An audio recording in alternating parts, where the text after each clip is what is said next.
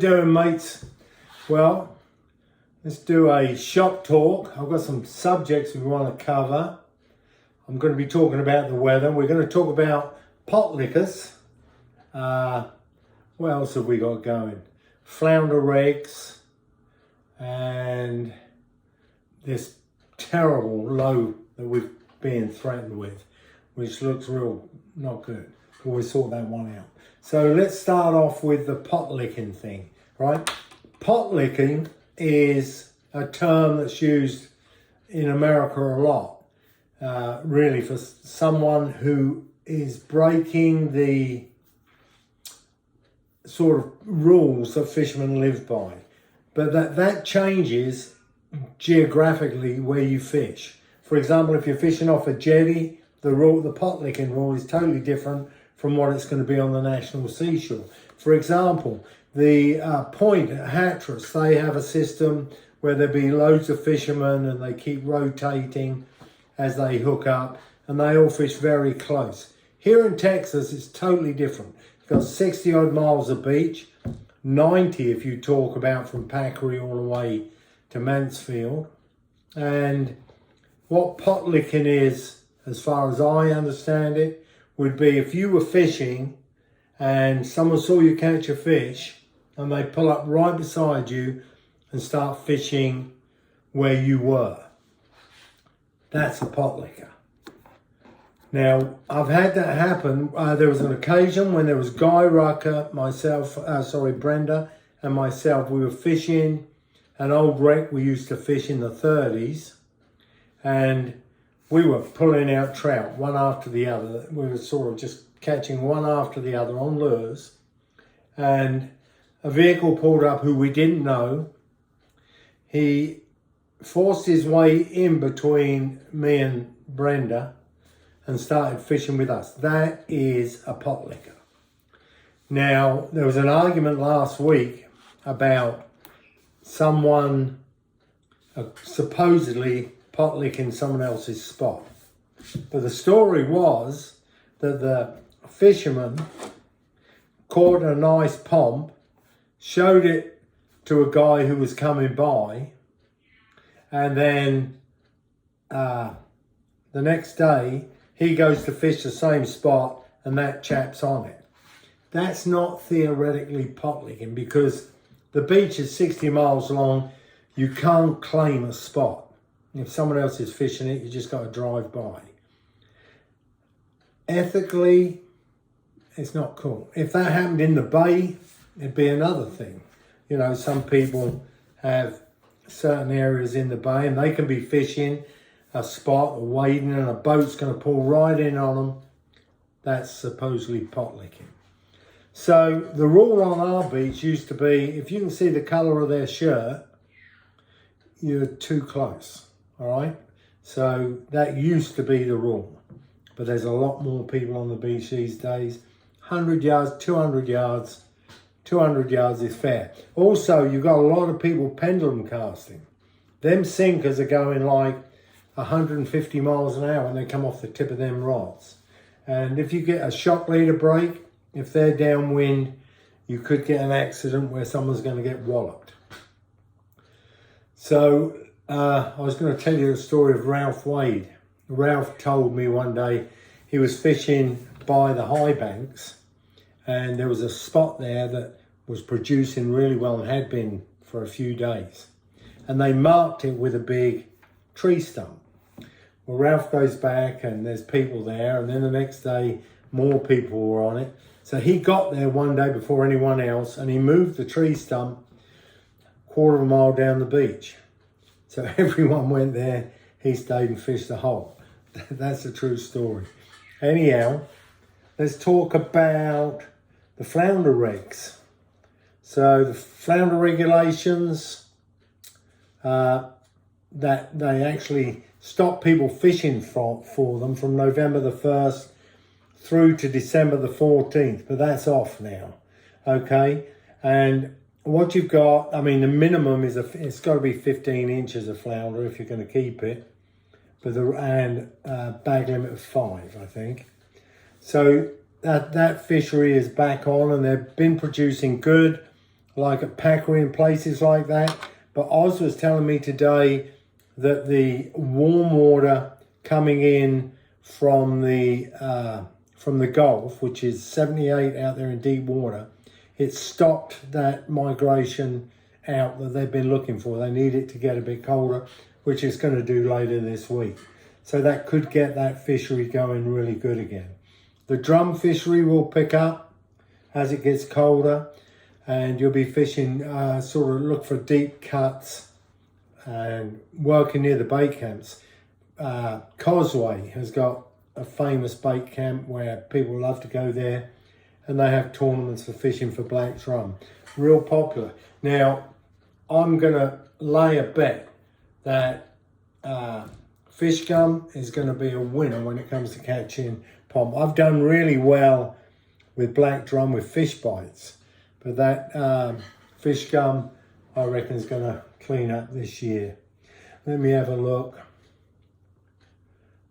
I was also talking about someone wanted to know about how weather affects our fishery. And let me take you in. Let's go into the Windy app, and I'll start using that and talk you through what happens, or what I think happens. And remember, I am not a weather guy. I'm just someone who fishes a lot and knows what that beach is about, or thinks I do. And I like sharing it with you at any rate. Let me just, another thing to watch for, stingray bites. Stingray bites. Being hit by a stingray with a friend, and she's been out of action for 6 weeks, and she's a real keen fisherman, but that really did do some serious damage, and it still don't look right at the moment. And I'm going to put this picture up so you can have a look. Anyhow, so watch out for that.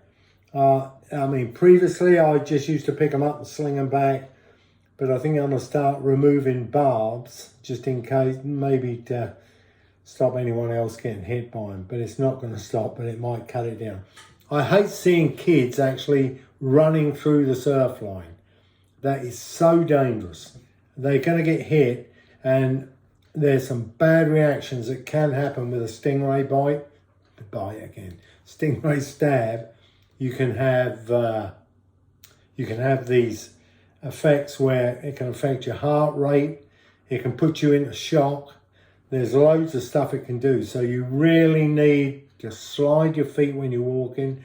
Be very much aware of them, because they are out there, and there's been a lot of them this year.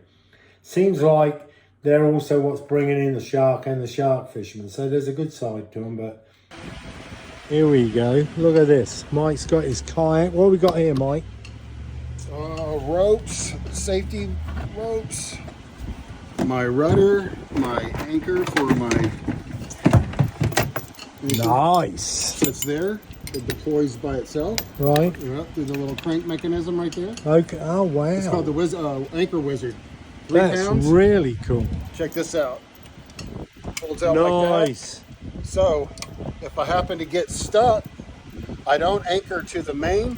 I pull from, let's see, this white rope. Oh, it collapses it? That white rope.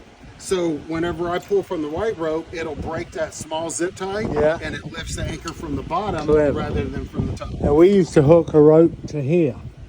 Yeah, that's exactly where it's coming out. Okay. And so this will actually snap away and break that. Talk me through the rest of this. So, man, you've got some gear on here, Mike. This is just safety ropes. So who paddles it for? What's this? This is just an 8-foot power pole. Nice. Single rod. Has a. So that's, instead of using an anchor, you just pull up on a bay, and you can drop that or shove that pole down. Nice. Fits in like that. Perfect. Got my light on top. Yeah. So I'll push button control from a key fob or up here. Awesome. 3 horsepower Torpedo 1103 ultra light. It'll do about 6.5, 7 miles an hour. It pushes that along for you? Oh yeah. This is that Anchor Wizard right here. Anchor Wizard here. Backpack I control. So this is pretty cool. You're going under branches or whatever in the rivers. You like that? Lean it back. We need that on a freaking truck. If I want to troll, I take this. Wouldn't that be a great idea on the truck? Absolutely. Yeah, put it I out. can take those Yeah. two and do the same thing. Man, he's got some gear on here. Look, there's his GoPro. I got All his so this is gear. the battery for the trolling motor. I have another battery with the the Garmin Plantronics Live Scope, Awesome.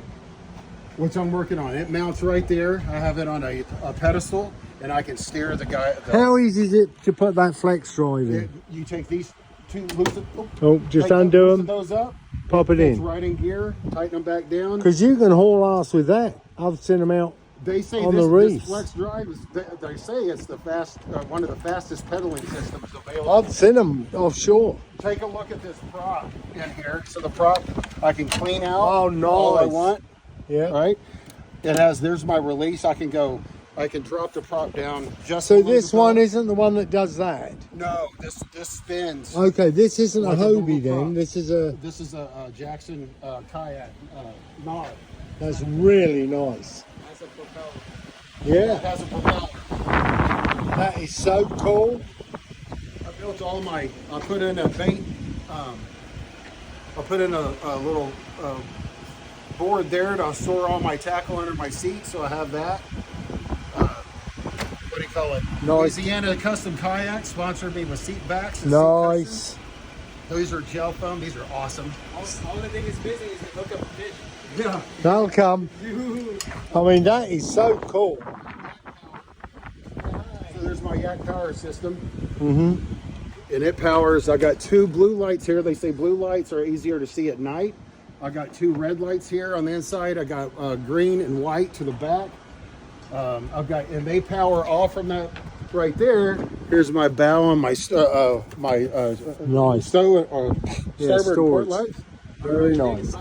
And then all my cable management system. That's so cool. Didn't it come a long way? The only thing I'm pissed off, where's my seat? No, you're gonna be sitting in the truck waiting for it to Yeah, come back. yeah. That's awesome, Mike. What's nice is you steer with your feet. These are your steering. Oh, yeah. This steers the rudder with your Right. feet. And if I run across too shallow of water, I can. Right now, it's all the way. It's deployed up. If I run across too shallow water, I can put that down real quick or push that lever down, and it gets my prop up out of the. Just so cool. That really is And good. there's a GPS. I have a GoPro here, sits up about 6 feet and looks down, and then I have There you go. Anyhow, let's look at these weather conditions and see how they affect fishing as far as I'm concerned, and we'll talk through that. Okay, this is the app that I've been raving about. It's windy.com, but I actually got the app. And so that red mark with the two swipes is what you see on the app on your phone. It's great information. I think an annual prescription, if you just want to buy it for 1 year, is like $19.50, and if you sign up so it renews automatically, you save about 10%. Definitely worth getting. Okay, let's have a look and see what's going on.